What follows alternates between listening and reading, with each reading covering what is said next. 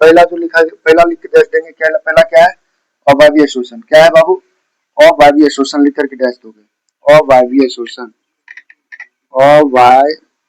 अवायवीय शोषण, अवायवीय शोषण लिख करके डैश देना। अवायवीय शोषण होता क्या है, लिखोगे यह शोषण, यह शोषण, यह शोषण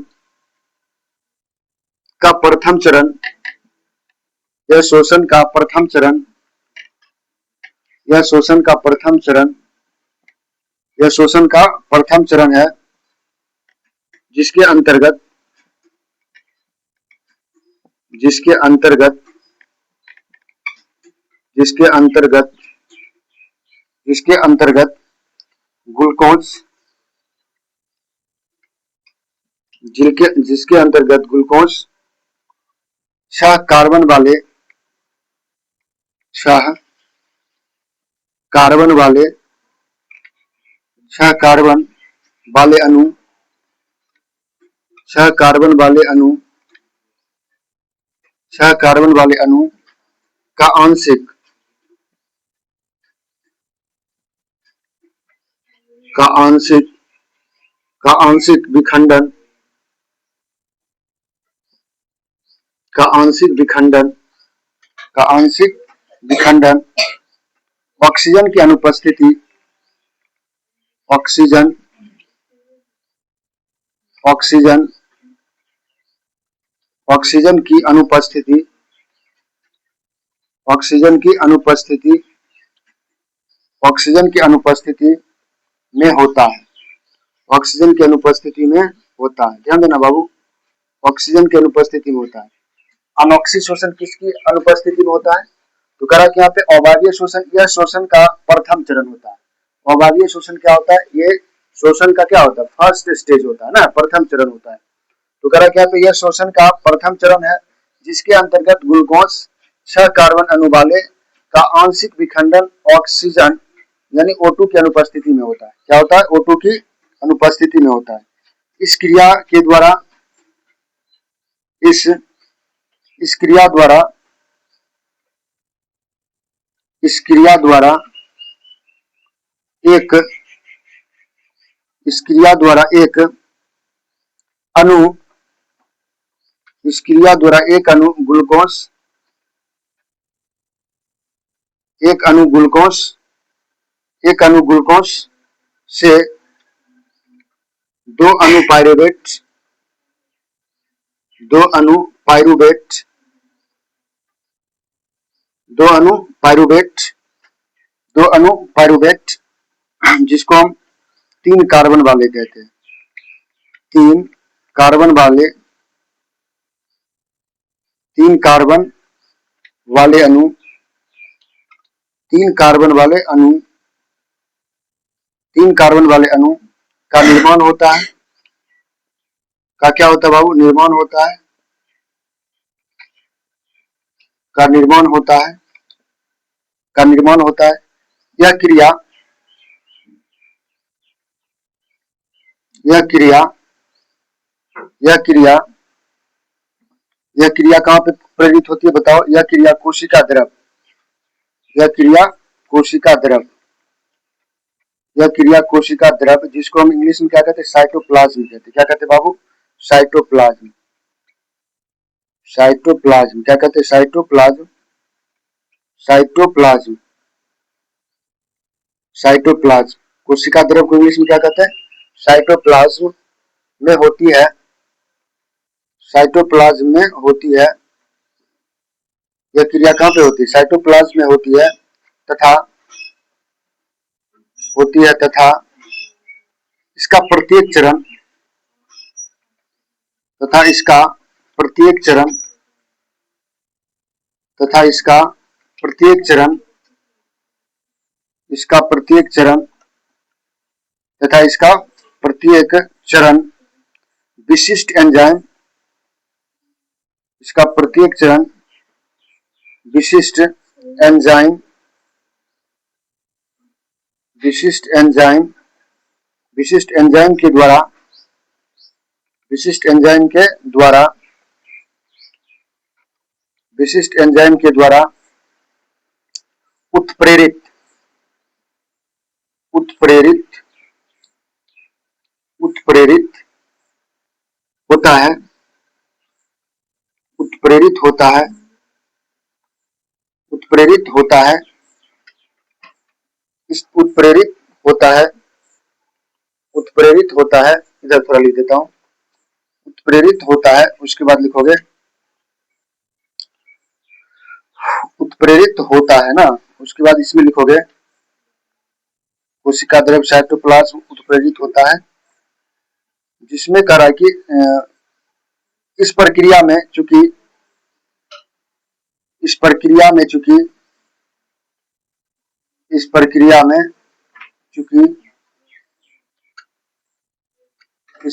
में चूंकि ग्लूकोज का अणु इस प्रक्रिया में चूंकि ग्लूकोज का अणु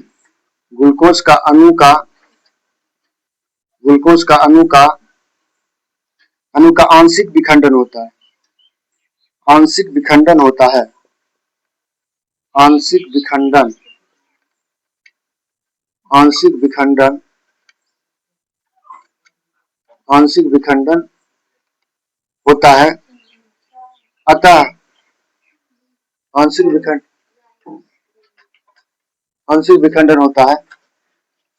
विखंडन होता है अतः उसमें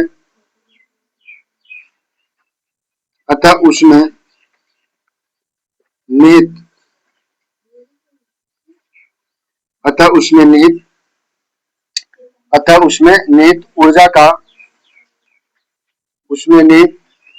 ऊर्जा का बहुत छोटा भाग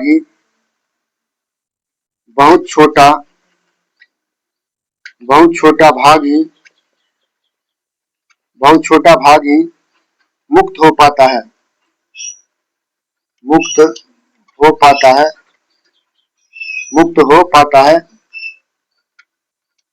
मुक्त हो पाता है शेष ऊर्जा पाइरूवेट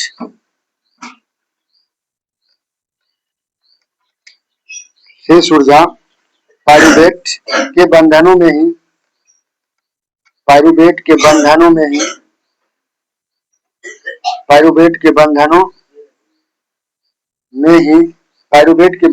ही संचित रह जाती है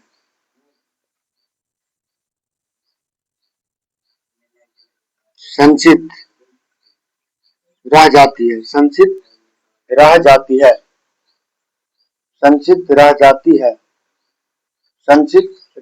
है क्या हो जाती है बाबू? संचित रह जाती है।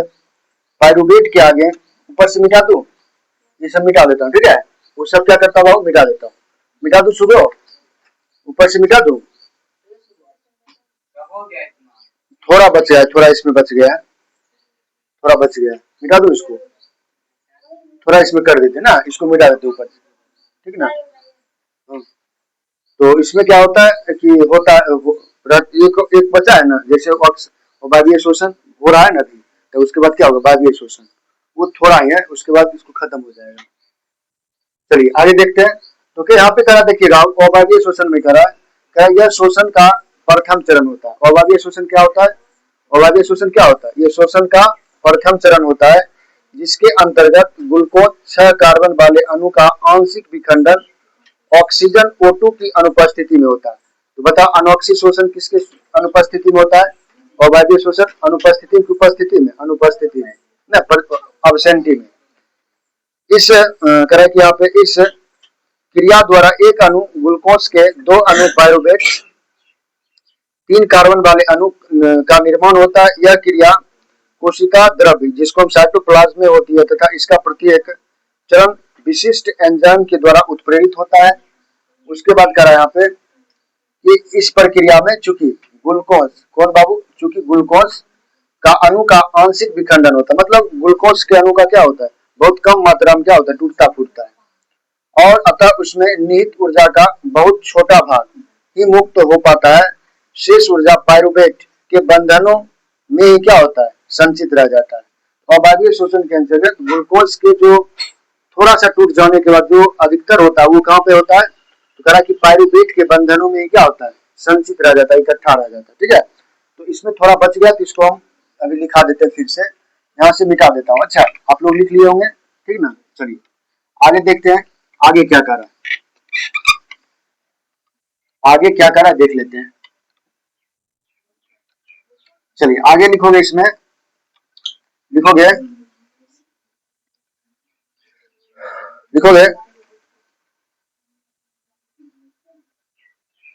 लिखोगे पायरुवेट के आगे की स्थिति, पायरुवेट पायरुवेट पायरुवेट के आगे की स्थिति, आगे की स्थिति, आगे की स्थिति, आगे की स्थिति निम्नलिखित 3 प्रकार की होती है। निम्नांकित निम्नांकित 3 प्रकार की होती है। निम्नांकित 3 प्रकार की होती है। कितने प्रकार की होती है? 3 प्रकार। ध्यान देना, शोषण 2 प्रकार के होते हैं, वायवीय और अवायवीय। लेकिन जब अवायवीय शोषण पढ़े थे तो आपको बताए थे ना कि इसमें जो होता है ग्लूकोज का अणु आंशिक रूप से विखंडन होता है। क्या होता है? छोटे रूप से क्या होता है, उसका टूट फूट होता है ग्लूकोज का। बाद में जाकर के ये क्या होता है, पायरुवेट में जितना भी रहता है वो सब क्या होता है, पायरुवेट में जाकर के रुक जाता है ना, पायरुवेट में संचित रहता है। वही कह रहा है पायरुवेट के आगे स्थिति निम्नांकित 3 प्रकार की होती है। यानी जब पायरुवेट में संचित होता है तो वहां से वो 3 खंडों में, 3 प्रक्रियाओं में क्या होता है, डिस्ट्रीब्यूशन हो जाता है, विभाजित हो जाता है। ठीक है, तो पहला जो हो जाएगा आपका, वो नंबर को हम लिखोगे, नंबर को में लिखोगे पायरुवेट ऑक्सीजन की अनुपस्थिति में, क्या लिखोगे,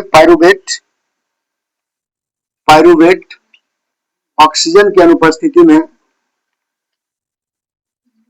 पायरुवेट ऑक्सीजन की अनुपस्थिति में पायरुवेट ऑक्सीजन की अनुपस्थिति में इथेनॉल, क्या लिखोगे बाबू, इथेनॉल, पायरुवेट ऑक्सीजन की अनुपस्थिति में इथेनॉल एवं कार्बन डाइऑक्साइड, इथेनॉल एवं carbon dioxide, carbon dioxide, carbon dioxide जिसको हम CO2 कहते हैं, कार्बन डाइऑक्साइड में परिवर्तित हो जाता है, में परिवर्तित हो जाता है,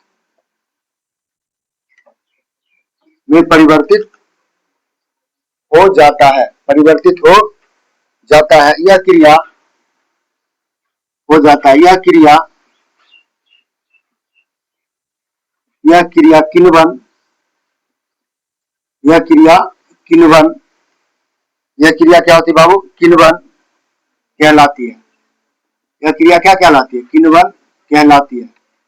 यह क्रिया क्या कहलाती है, किण्वन कहलाती है, जो इष्ट में होता है। जो किस में होता है बाबू, जो इष्ट में होता है, जो इष्ट में होता है, जो किस में होता है, इष्ट में होता है। क्वेश्चन पूछेगा इष्ट में श्वसन की क्रिया किसके द्वारा होती है, तो किण्वन क्रिया द्वारा। किस क्रिया द्वारा, किण्वन क्रिया द्वारा, याद रखोगे। ठीक है, ये सब प्रश्न पूछे जाएंगे आपके एग्जाम में। दूसरा जो था इसका ख नंबर पार्ट, दूसरा पार्ट लिखोगे ऑक्सीजन के अभाव में, ऑक्सीजन ऑक्सीजन के अभाव में, ऑक्सीजन के अभाव में हमारी पेशियों हमारी पेशियों हमारी पेशियों में पायरुवेट से, हमारी पेशियों में पायरुवेट पायरुवेट से लैक्टिक अम्ल का लैक्टिक, लैक्टिक क्या लिखोगे बाबू? लैक्टिक अम्ल का, लैक्टिक अम्ल का, लैक्टिक अम्ल का निर्माण होता है, लैक्टिक अम्ल का निर्माण होता है। लैक्टिक अम्ल का क्या होता है बाबू? निर्माण होता है। लैक्टिक अम्ल का निर्माण होता है हमारी पेशी कोशिकाओं में, हमारी पेशी कोशिकाओं में, हमारी पेशी कोशिकाओं में, हमारी पेशी कोशिकाओं, हमारी पेशी कोशिकाओं में अधिक मात्रा में, अधिक मात्रा में कौन सा अम्ल जम जाता है? लैक्टिक अम्ल के, लैक्टिक, लैक्टिक अम्ल के, लैक्टिक अम्ल के संचय से, लैक्टिक अम्ल के संचय से दर्द, दर्द होने लगता है, दर्द होने, दर्द होने लगता है। बहुत ज्यादा चलने या दौड़ने, बहुत ज्यादा, बहुत ज्यादा क्या लिखोगे बाबू? बहुत ज्यादा, बहुत ज्यादा चलने या दौड़ने, बहुत ज्यादा चलने या दौड़ने के बाद, के बाद हमारी मांसपेशियों में, हमारी मांसपेशियों में, हमारी मांस, हमारी मांसपेशियों में, हमारी मांसपेशियों में इसी कारण, इसी कारण ऐंठन, इसी कारण ऐंठन या तकलीफ होती है, या तकलीफ,